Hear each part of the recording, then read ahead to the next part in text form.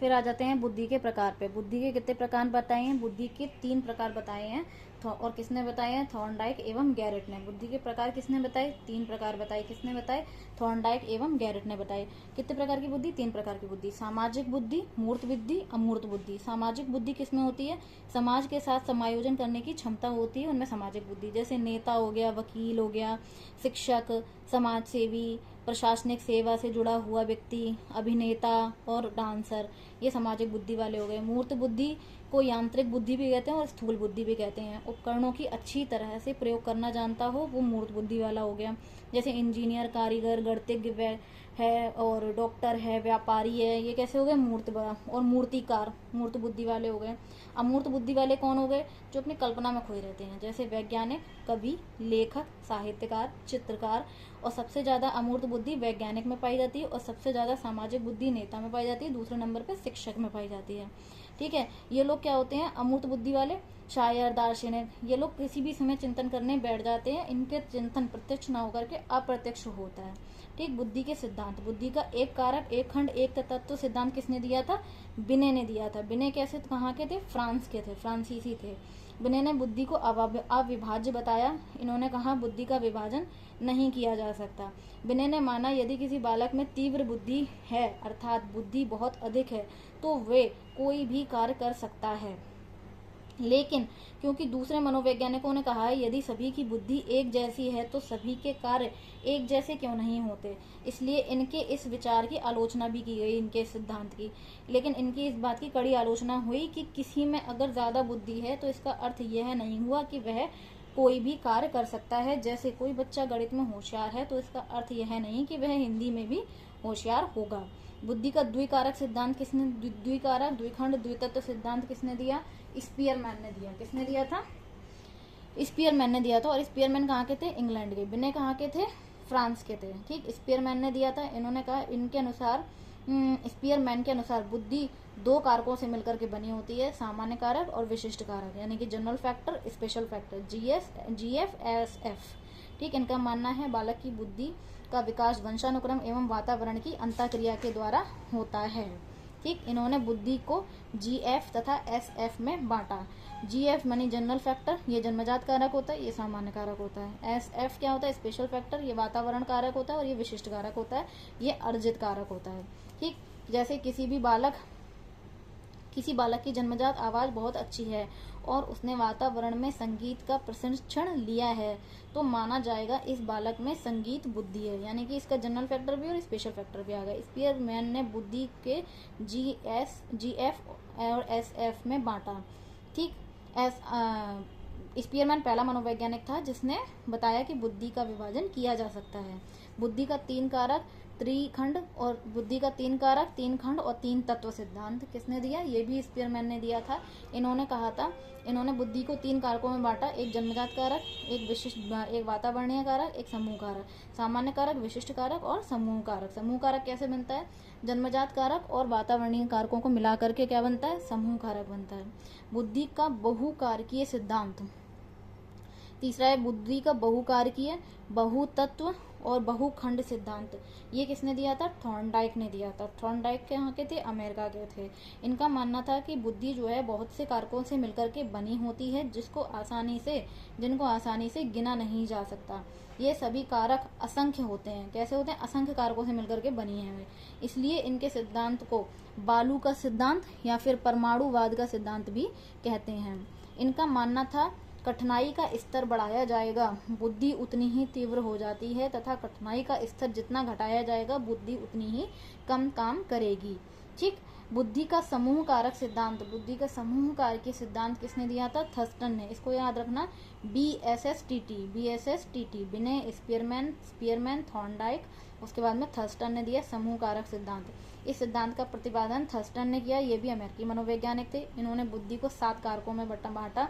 अंकीय बुद्धि, तार्किक बुद्धि, स्थानिक बुद्धि को कल्पना बुद्धि भी कहते हैं, स्मृति बुद्धि, बातों को लंबे समय तक याद रखना, प्रत्यक्षीकरण बुद्धि, किसी वस्तु के गुण दोष का आकलन करके एक ही समय में अगर किसी वस्तु के गुण दोष का आकलन कर पा रहे हैं यानी कि उसमें प्रत्यक्षीकरण की बुद्धि है। ठीक है। या फिर प्रत्यात्मक शब्द प्रवाह बुद्धि और शाब्दिक बुद्धि। तार्किक बुद्धि यानी कि लॉजिकल प्रश्न जो पूछे वो तो वो हो गया तार्किक बुद्धि। ठीक, आंकिक बुद्धि, शाब्दिक बुद्धि, शब्द प्रवाह बुद्धि, तार्किक बुद्धि, स्थानिक बुद्धि, स्मृति बुद्धि और प्रत्यक्षीकरण बुद्धि। ठीक है, बुद्धि का त्रिआयामी सिद्धांत या फिर तीन विमीय सिद्धांत जिसमें तीन विमाएं हो, तीन आयाम हो, या फिर बुद्धि का संरचनावाद का सिद्धांत, या फिर बुद्धि का मॉडल सबसे पहले किसने प्रस्तुत किया? ये प्रस्तुत किया गिलफोर्ड ने। किसने प्रस्तुत किया? गिलफोर्ड ने, जेपी गिलफोर्ड ने। और गिलफोर्ड भी कहाँ के थे? ये भी अमेरिका के ही थे। ठीक, बुद्धि का प्रतिदर्श का सिद्धांत। देखो, त्रिआयामी, त्रिविमीय, इन विमाओं को हम क्या करते हैं? फोड़ देते हैं, फोड़ सकते हैं, तो इसी से हो गया क्या? गिलफोर्ड। ठीक, बुद्धि का प्रतिदर्श का सिद्धांत। प्रति 10 रुपए में क्या आती है? थम्सअप आती है। थॉमसन से क्या हो गया? थॉमसन। तो बुद्धि का प्रतिदर्श का सिद्धांत किसने दिया? थॉमसन ने दिया। और ये कहाँ के मनोवैज्ञानिक थे? ब्रिटेन के मनोवैज्ञानिक थे। ठीक है, फिर आ जाता है तरल बुद्धि एवं ठोस बुद्धि सिद्धांत। तरल बुद्धि एवं ठोस बुद्धि सिद्धांत। तरल चीजों को हम लोग किस में रखते हैं? कैटल में रखते हैं। तो ये और क्या, कैटल में रख करके फिर हम लोग स्कूटी पे बैठ के हॉर्न भी बजा लेते हैं। कैटल को पकड़ना इजी होता है ना, इसलिए। तो तरल बुद्धि एवं ठोस बुद्धि सिद्धांत किसने दिया? ये दिया कैटल एवं हॉर्न ने दिया। ठीक, इन्होंने माना कि बुद्धि वंशानुक्रम एवं वातावरण की अंतःक्रिया है। ठीक है, इन्होंने एक तरल बुद्धि बताई और एक ठोस बुद्धि बताई। तरल बुद्धि जो होती है वो वंशानुक्रम से मिलने वाली होती है और ठोस बुद्धि वातावरण से मिलती है। ठीक, इन्होंने बताया तरल बुद्धि और ठोस बुद्धि में क्या फर्क होता है। तरल बुद्धि के अंतर्गत बालक का तर्क, चिंतन और समस्या समाधान के गुण होते हैं, जबकि ठोस बुद्धि में व्यक्ति को ज्ञान प्राप्त करता है, वो वातावरण में प्रशिक्षण एवं अनुभव के द्वारा ज्ञान प्राप्त करता है। अर्थात कहा जा सकता है कि अनुभव वातावरण से प्राप्त होता है। ठीक, तरल बुद्धि जन्म से प्राप्त होती है, जबकि ठोस बुद्धि वातावरण से प्राप्त होती है। ठीक, ये तरल बुद्धि जो है उम्र के साथ धीरे धीरे कम होती चली जाती है। तरल बुद्धि द्वारा तर्क, चिंतन और स्मरण आ जाता है और समस्या समाधान के गुण आते हैं। ठीक, का एवं बुद्धि एवं खा बुद्धि सिद्धांत। देखो, का, खा, गा जो होती है, तो ये इसकी ट्रिक कैसे याद रखोगे? ये किसने दिया? का एवं खा बुद्धि सिद्धांत। जो लोग पढ़े लिखे होते हैं वो का, खा, गा को हैक कर लेते हैं। हैक से क्या हो गया? हैव। तो का और खा बुद्धि सिद्धांत किसने दिया? हैव ने दिया। फिर इसके बाद में आ जाता है बुद्धि का त्रिस्तरीय सिद्धांत।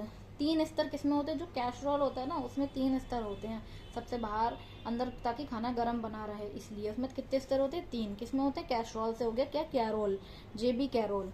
तो बुद्धि का त्रिस्तरीय सिद्धांत किसने दिया? जेबी कैरोल ने दिया।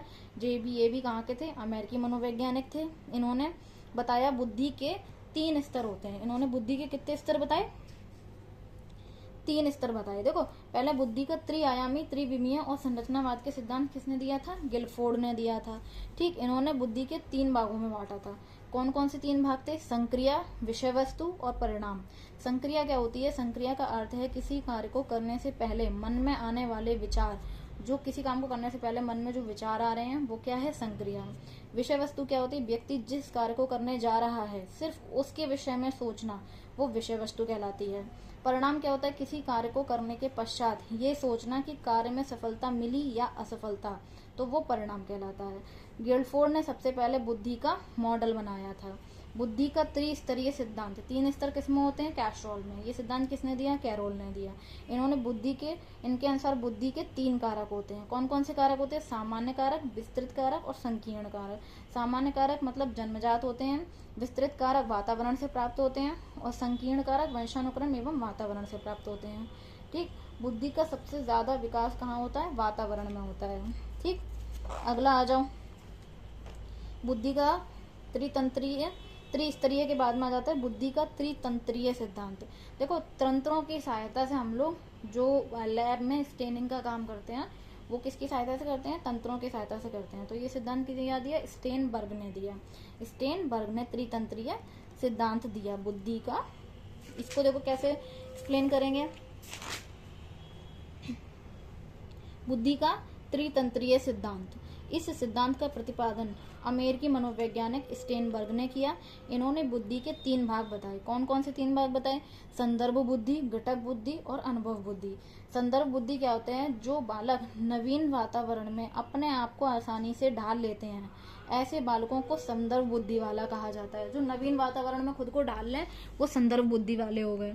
फिर आ जाता है घटक बुद्धि। जिन बालकों में आलोचनात्मक चिंतन के गुण पाए जाते हैं ऐसे बालकों को घटक बुद्धि वाला कहा जाता है। आलोचनात्मक चिंतन यानी कि जो किसी चीज के गुण और दोष दोनों को जान पाए तो वो हो गया आलोचनात्मक चिंतन, यानी कि कैसे हो गए घटक बुद्धि वाले। अनुभव बुद्धि क्या होती है? जो बालक अपने पूर्व अनुभव के आधार पर नवीन समस्याओं का आसानी से समाधान कर लेते हैं उन्हें अनुभव बुद्धि वाला कहा जाता है। उन्हें क्या कहते हैं? अनुभव बुद्धि वाला कहा जाता है। ठीक। बुद्धि का और खा सिद्धांत देखो, त्रितंत्रीय में 3 तंत्र बताए, संदर्भ बुद्धि, घटक बुद्धि, अनुभव बुद्धि। संदर्भ बुद्धि में वो बालक होते हैं जो वातावरण के अनुकूल अपने आप को ढाल लें। घटक बुद्धि में वो होते हैं जो आलोचनात्मक चिंतन कर लेते हैं। ठीक। अनुभव बुद्धि में वो होते हैं जो अपने अनुभव के आधार पर नवीन समस्याओं का आसानी से समाधान कर लें। बुद्धि का और खा सिद्धांत जो दिया था वो किसने दिया था? हैब ने दिया था। इसमें बुद्धि में जिसमें बुद्धि का अर्थ वंशानुक्रम बताया, जबकि बुद्धि खा जो है वो बुद्धि का वातावरण बताया। बुद्धि का अर्थ है वंशानुक्रम और बुद्धि खा का अर्थ है वातावरण। इसलिए हैब ने बुद्धि को वंशानुक्रम एवं वातावरण की अंतःक्रिया माना। ठीक। अगला आ जाओ, अगला क्या पढ़ेंगे? बुद्धि का नेक्स्ट कौन सा है? बुद्धि का त्रितंत्रीय के बाद में बहुबुद्धि सिद्धांत। बहुबुद्धि का बहुबुद्धि बहुत सारे लोग कहाँ पर मिलते हैं? गार्डन में मिलते हैं। कोई योगा कर रहा होता है, कोई वॉकिंग कर रहा होता है, तो बहुत लोग कहाँ मिलते हैं? गार्डन में। तो यहाँ से हो गया हार्वर्ड गार्डनर। बहुबुद्धि सिद्धांत किसने दिया? हार्वर्ड गार्डनर ने दिया। इन्होंने बुद्धि को 7 भागों में बांटा। पहले मूल कितने भागों में बांटा? 7 भागों में, और कुल 9 भागों में बांटा। मूल रूप से इन्होंने बुद्धि को 7 भागों में बांटा है। इसके बाद बुद्धि का 8वां एवं 9वां कारक भी बताया। ठीक। इन्होंने मूल कारक कितने बताए? 7, और कुल कारक कितने बताए? 9। ठीक। अब इनके क्या क्या थे वो देखो इधर पे। बहुबुद्धि सिद्धांत किसने दिया? हार्वर्ड गार्डनर ने दिया। मूल कारक कितने? 7, कुल कारक कितने? 9। ठीक। इन्होंने कौन कौन सी बुद्धि बताई? इन्होंने बताई शाब्दिक बुद्धि, तार्किक बुद्धि, स्थानिक बुद्धि, संगीत बुद्धि, शारीरिक बुद्धि, शारीरिक गतिज बुद्धि। शारीरिक गतिज बुद्धि के बाद में अंतर व्यक्ति बुद्धि, अंतराव्यक्ति बुद्धि, ठीक है, प्रकृति बुद्धि, अस्तित्ववादी बुद्धि और अस्तित्ववादी बुद्धि, इतनी बताई इन्होंने।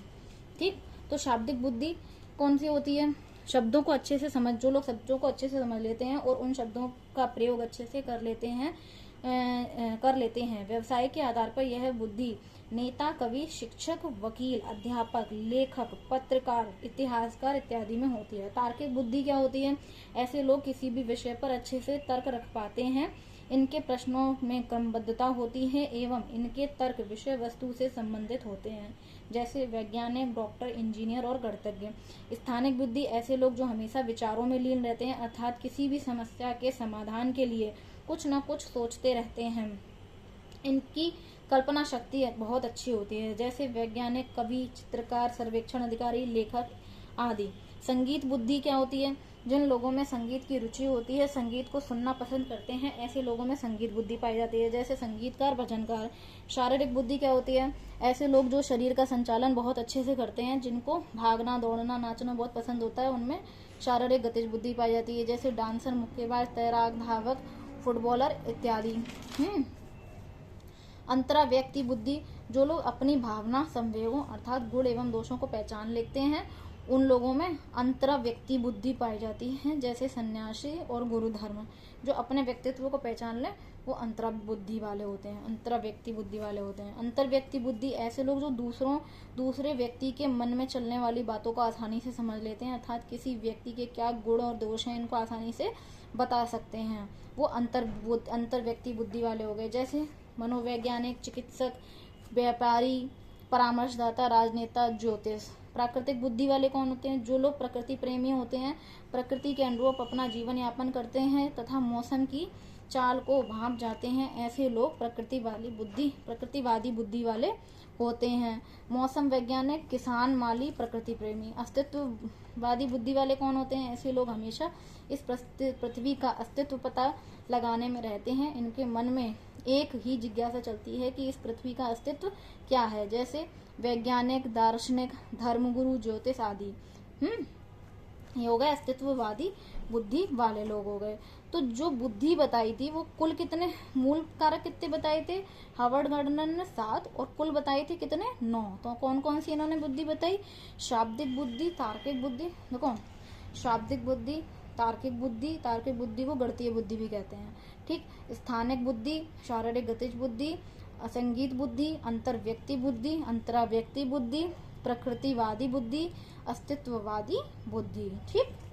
फिर इसके बाद में हम आ जाते हैं बुद्धि का पदानुक्रमित सिद्धांत। बुद्धि का पदानुक्रमित सिद्धांत, देखो क्रम में जो है फिलिप की लाइट्स लगी रहती हैं, तो फिलिप से हो गया फिलिप बर्नर। पर बुद्धि का पदानुक्रमित सिद्धांत किसने दिया, फिलिप बर्नर ने दिया। किसने दिया, फिलिप बर्नर ने। बुद्धि का पदानुक्रमित सिद्धांत किसने दिया, फिलिप बर्नर ने दिया, ठीक। इन्होंने क्या बताया, बुद्धि को देखकर या छूकर नहीं बल्कि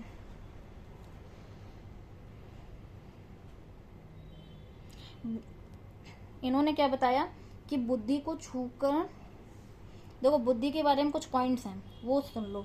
बुद्धि के बारे में क्या क्या पॉइंट्स है कि बुद्धि कैसी होती है, अमूर्त प्रक्रिया होती है। बुद्धि को देखकर या छूकर नहीं बल्कि व्यक्ति के कार्य करने के तरीके से पता चलता है कि व्यक्ति बुद्धिमान है या बुद्धिहीन, इसलिए बुद्धि को क्या कहा गया है, अमूर्त प्रक्रिया कहा है।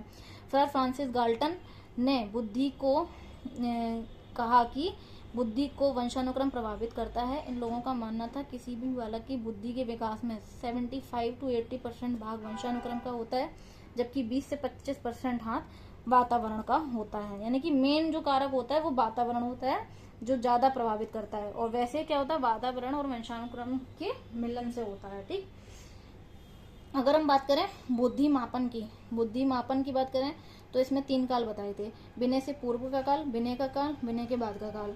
विनय ने 1905 में प्रयोग किया था, तो 1905 से 1911 का टाइम किसका है, विनय का काल है। विनय से पूर्व का काल 1905 से पहले और बाद का 1911 के बाद का।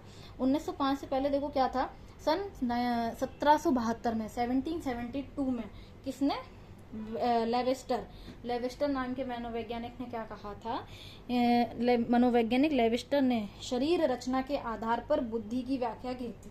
शरीर रचना के आधार पर बुद्धि की व्याख्या सबसे पहले किसने की, लेवेस्टर ने की। उसके अनुसार इन्होंने कहा था जैसा शरीर होता है वैसी ही बुद्धि होती है। ये चीज किसने बोला था, लेवेस्टर ने बोला था। 1772। फिर 1885 में फ्रांसिस गाल्टन ने सबसे पहले बुद्धि शब्द का प्रयोग किया। किसने, सर फ्रांसिस गाल्टन ने किया।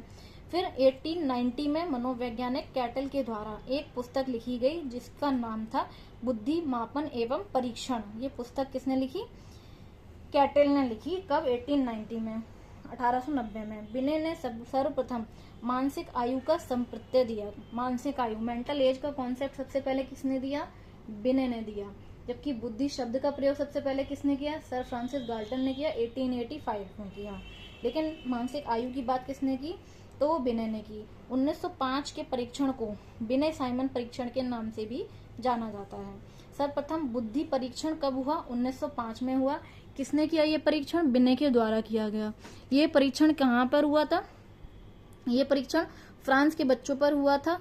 ये परीक्षण जो था वो 3 से 14 वर्ष तक के बच्चों के लिए था। कितने बच्चों के लिए, 3 से 14 वर्ष तक के बच्चों के लिए। इस परीक्षण में कुल कितने प्रश्न रखे गए थे, 30 प्रश्न रखे गए थे। इस परीक्षण को विनय साइमन परीक्षण भी कहा जाता है। ये परीक्षण कैसा था, शाब्दिक एवं व्यक्तिगत था। शाब्दिक और व्यक्तिगत था ये परीक्षण, ठीक है। मानसिक आयु के विषय में सबसे पहले विनय एवं साइमन के द्वारा बताया गया था। 1905 के बुद्धि परीक्षण के 1905 में जो बुद्धि परीक्षण हुआ वो विनय साइमन परीक्षण था। वो व्यक्तिगत बुद्धि परीक्षण था, अशाब्दिक बुद्धि परीक्षण था, ठीक है। उसमें 30 प्रश्न रखे गए थे। इसके बाद में इस परीक्षण में संशोधन हुआ। कब हुआ, 1908 में, 3 साल बाद 1908 में इसमें संशोधन किया गया। इसमें उसमें कितने थे, 3 से 14 वर्ष तक के बच्चों को रखा गया था। इसमें 3 से 11 वर्ष तक के बच्चों को के लिए था ये वाला संशोधन दो पहला। फिर इसमें दूसरा संशोधन किया गया 1911 में। 1908 के बाद में 1911 में दूसरा संशोधन किया गया। और दूसरा संशोधन जब किया गया तो ये 3 से 16 वर्ष तक के बच्चों के लिए था, ठीक। 3 से 16 वर्ष तक के बच्चों के लिए था, 1911 में किया गया था। और 1911 में ही विनय की मृत्यु हो गई थी। फिर उसके बाद में फिर उसके बाद में विनय के बाद का ख्याल 1911 के बाद। देखो पहली बार बुद्धि लब्धि का संप्रत्यय किसने विकसित किया था? बुद्धि लब्धि के बारे में बताया था किसने? स्टर्न ने बताया था। बुद्धि का पहला सूत्र किस मनोवैज्ञानिक, एक जर्मन के मनोवैज्ञानिक थे, जर्मन मनोवैज्ञानिक थे स्टर्न और कोहलमान के द्वारा 1912 में दिया गया। लेकिन ये सूत्र कैसा था? अधूरा था। इनका सूत्र क्या था? मानसिक आयु बटे वास्तविक आयु था ये सूत्र, जो कि स्टर्न और कोहलमान ने दिया था। किसने दिया था? स्टर्न और कोहलमान ने दिया था बुद्धि लब्धि का पहला सूत्र, यानी बुद्धि लब्धि का कॉन्सेप्ट सबसे पहले स्टर्न ने दिया था। ठीक, ये सूत्र और ये बुद्धि लब्धि का सूत्र आया कहाँ से था? जर्मनी से आया था। फिर बुद्धि का वास्तविक सूत्र 1916 में किसने दिया? टर्मन ने। पहले स्टर्न ने दिया था, फिर बुद्धि लब्धि का दूसरा सूत्र दिया था टर्मन ने दिया था। और कहाँ से दिया था? ये टर्मन के द्वारा स्टैनफोर्ड विश्वविद्यालय अमेरिका से लाया गया था। ये सूत्र क्या था? मानसिक आयु बटे वास्तविक आयु गुणे 100 था। टर्मन ने बुद्धि से संबंधित कुल 4 प्रयोग किए थे। कितने परीक्षण किए थे इन्होंने? 4 परीक्षण किए थे, जो किए थे 1916 में, 1937 में, 1960 में और 1985-86 में। 1916, 37, 60, 1985-86 में। ठीक, फिर उसके बाद में आ जाता है क्या? देखो 1911 में ही विनय की मृत्यु हो गई थी। ये और जो इधर पे आ जाता है बुद्धि लब्धि, तो बुद्धि लब्धि के जनक जो सही फॉर्मूला दिया वो दिया था टर्मन ने, और पहला फॉर्मूला दिया था स्टर्न और कोहलमान ने मिलकर के दिया था। ठीक है, तो बुद्धि का जनक किसको कहते हैं? बुद्धि लब्धि का जनक टर्मन को कहते हैं, जो कि एक अमेरिकी मनोवैज्ञानिक हैं। ठीक, ये सभी विनय के परीक्षण यानी कि ये सभी परीक्षण विनय के 1905 के बुद्धि परीक्षण पर आधारित थे। यानी टर्मन ने जो भी परीक्षण किए वो विनय के बुद्धि परीक्षण के पर आधारित थे, एवं सभी परीक्षण अमेरिका के बच्चों के ऊपर किए गए थे। ठीक, अब अगर हम आ जाते हैं बुद्धि से संबंधित परीक्षण कौन कौन से होते हैं। देखो एक तो है साइमन विनय परीक्षण। विनय साइमन परीक्षण जो है वो बुद्धि से संबंधित है। स्टैनफोर्ड विनय परीक्षण, विनय का नाम जहाँ है वो बुद्धि से रिलेटेड हो गया। ठीक है, और आ गया पोर्टियस भूल भुलैया परीक्षण, पोर्टियस भूल भुलैया परीक्षण। फिर उसके बाद में एक आ गया वैशलर बुद्धि परीक्षण। वैशलर बुद्धि परीक्षण में क्या है? वैशलर कहाँ के थे? अमेरिकी मनोवैज्ञानिक थे। इन्होंने 2 प्रकार के बुद्धि परीक्षण किए, वैशलर बालक बुद्धि परीक्षण, वैशलर प्रौढ़ बुद्धि परीक्षण। वैशलर बालक बुद्धि परीक्षण 1949 में किया, जबकि वैशलर प्रौढ़ बुद्धि परीक्षण 1955 में किया। ये दोनों बुद्धि परीक्षण कैसे थे? शाब्दिक थे। इन्होंने शाब्दिक बुद्धि परीक्षण किया। इन्होंने बालक की बुद्धि को ज्ञात करने के लिए बुद्धि मापनी स्केल का भी निर्माण किया। ठीक, तो वैशलर बुद्धि परीक्षण में क्या हुआ? ये परीक्षण वैशलर ने किया, ये अमेरिकी मनोवैज्ञानिक थे। इनका परीक्षण शाब्दिक बुद्धि परीक्षण था। इन्होंने 2 परीक्षण किए, वैशलर बालक बुद्धि परीक्षण, वैशलर प्रौढ़ बुद्धि परीक्षण। ठीक, फिर आ गया आर्मी अल्फा और army beta test. Army alpha परीक्षण कैसा था? शाब्दिक था, जबकि आर्मी बीटा जो था वो अशाब्दिक था। ये और देखो आर्मी अल्फा टेस्ट किया गया, परीक्षण किया गया 1917 में, आर्मी बीटा किया गया 1919 में। ठीक, 1917 में और ये 1919 में। आर्मी अल्फा जो था ये अमेरिकी मनोवैज्ञानिक ऑर्थर एस ओटिस के द्वारा किया गया था, ऑर्थर एस ओटिस के द्वारा किया गया था। और आर्मी बीटा भी ऑर्थर एस ओटिस के द्वारा 1919 में किया गया था। आर्मी अल्फा 1917 में किया गया, आर्मी बीटा 1919 में किया गया। आर्मी अल्फा शाब्दिक बुद्धि परीक्षण था, ये पढ़े लिखे लोगों के लिए था। ठीक, और आर्मी बीटा जो है वो अशाब्दिक बुद्धि परीक्षण था, परंतु ये पढ़े लिखे एवं अनपढ़ दोनों लोगों के लिए था। ठीक है, ये दोनों परीक्षण कहाँ से दिए गए थे? अमेरिका से दिए गए थे। ठीक, विनय हिंदुस्तानी परफॉर्मेंस स्केल टेस्ट। विनय हिंदुस्तानी परफॉर्मेंस, हिंदुस्तानी से समझ में आ रहा है ये कहाँ का है? हिंदुस्तान का है। किसने दिया? ये भारत का पहला बुद्धि परीक्षण है। पहली बात तो ये भारत का पहला बुद्धि परीक्षण है, विनय हिंदुस्तानी परफॉर्मेंस स्केल टेस्ट। ये कब दिया गया था? 1922 में दिया गया था, 1922 में। तो हिंदुस्तानी लोग जो हैं कितने रुपए लेते हैं? 22 रुपए लेते हैं। तो 1922 में इस परीक्षण को लाहौर विश्वविद्यालय के प्रोफेसर या उसके कुलपति C.H. राइस के द्वारा दिया गया था। देखो हिंदुस्तानी लोग जो होते हैं वो क्या करते हैं? चावल की पहचान करते हैं हाथ में लेकर। ठीक है, तो हिंदुस्तानी लोग किसकी पहचान करते हैं? चावल की पहचान करते हैं। तो विनय हिंदुस्तानी परफॉर्मेंस स्केल टेस्ट किसने दिया? राइस ने, CH राइस ने दिया, जो कि कहाँ के, लाहौर विश्वविद्यालय के कुलपति थे। ये परीक्षण 5 से 16 वर्ष तक के बच्चों के लिए था। इंडिया में 5 से 16 वर्ष तक के बच्चे छोटे ही माने जाते हैं। 5 से 16 वर्ष तक के बच्चों के लिए था, एवं शाब्दिक बुद्धि परीक्षण था। कैसा था? शाब्दिक बुद्धि परीक्षण था। फिर आ जाता है भाटिया बैटरी परीक्षण। भाटिया बैटरी परीक्षण 1955 में आया। बैटरी में कितनी मात्रा? 2 मात्राएं हैं, 55 5 5, ठीक है। 1955 में भाटिया बैटरी परीक्षण, दोनों देखो ऐसी सेम उसमें आए हैं, वो 1922 में और ये 1955 में। भाटिया परीक्षण, ये 11 वर्ष के बाद में भाटिया बैटरी परीक्षण आया। इस परीक्षण का प्रतिपादन चंद्र मोहन भाटिया के द्वारा किया गया था, और ये चंद्र मोहन भाटिया जो है वो प्रयागराज विश्वविद्यालय के प्रोफेसर थे। ये भारत का पहला अशाब्दिक बुद्धि परीक्षण है। पहला बुद्धि परीक्षण कौन सा हो गया? विनय हिंदुस्तानी परफॉर्मेंस स्किल टेस्ट, वो शाब्दिक बुद्धि परीक्षण भी था, ठीक है। पहला अशाब्दिक बुद्धि परीक्षण कौन सा हो गया? भाटिया बैटरी परीक्षण हो गया, ठीक। अशाब्दिक बुद्धि परीक्षण था जिसे विशेष रूप से उन बच्चों के लिए किया गया था जो भाषा या शिक्षा में कमजोर थे, ठीक। व्यक्तिगत बुद्धि परीक्षण और सामूहिक बुद्धि परीक्षण में फर्क क्या होता है? अंतर देखो, व्यक्तिगत परीक्षण में ज्यादा खर्चा होता है, सामूहिक बुद्धि परीक्षण में कम खर्चा होता है। इसमें अधिक समय लगता है, इसमें कम समय लगता है। इसमें स्वतंत्रता की भावना नहीं होती व्यक्ति, और जबकि सामूहिक बुद्धि परीक्षण में व्यक्ति पूर्ण रूप से स्वतंत्र होता है, ठीक। व्यक्तिगत बुद्धि परीक्षण वस्तुनिष्ठ नहीं होता, जबकि सामूहिक वाला वस्तुनिष्ठ होता है। इसमें विषय विशेषज्ञ की आवश्यकता होती है। देखो, व्यक्तिगत रूप से अगर कोई बैठा है तो विशेषज्ञ ही होना चाहिए, जबकि सामूहिक बुद्धि परीक्षण में विशेषज्ञ की आवश्यकता नहीं होती है, ठीक। अगर हम बात करते हैं, देखो व्यक्तिगत और सामूहिक के लिए, इसमें देख लो, व्यक्तिगत बुद्धि परीक्षण, सामूहिक बुद्धि परीक्षण, एक समय में केवल एक व्यक्ति की बुद्धि का पता लगाने के लिए किया जाता है जो परीक्षण, वो व्यक्तिगत बुद्धि परीक्षण।